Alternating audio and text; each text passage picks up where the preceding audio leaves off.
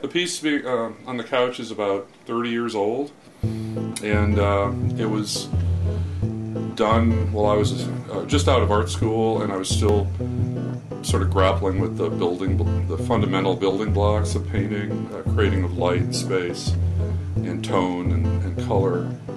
And so I put it down there just to sort of give people an orientation that I sort of, even though the paintings later on that you'll see are fairly abstract, that they kind of originally came out of looking at things in life. I had worked realistically for a long time and chose then later on to do something that was more internal, where the images were both coming from the observable as well as the internal, more from inside myself.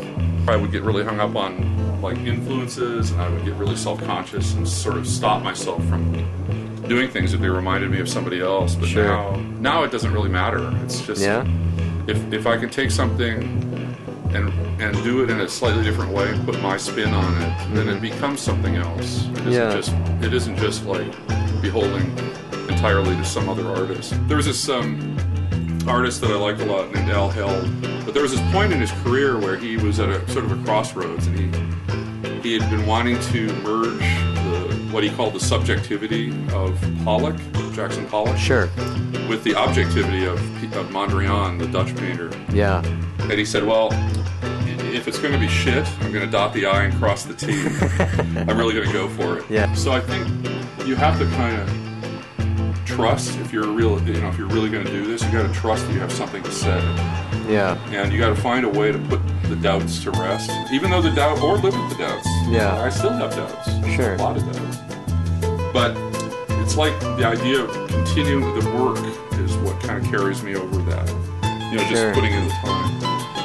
It's like running a marathon. You can't just get up and run a marathon without training. Right. Same with like working in the studio. You can't work 7 or 8 hours in the studio without putting in a lot of 2-hour days. Yeah. And building up to it. So that's kind of what I did. And it wasn't so much maybe it was conscious, but I think if you want to do it badly enough, you'll find a way to overcome some of your psychological roadblocks. Yeah.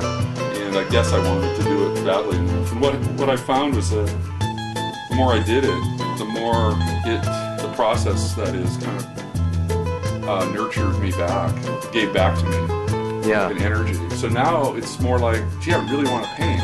It's not about, gee, I want to make a good painting. It's, I really want to paint today. Yeah. And out of that comes some interesting paintings. Out comes some difficult paintings and things that aren't that good. But it doesn't really matter.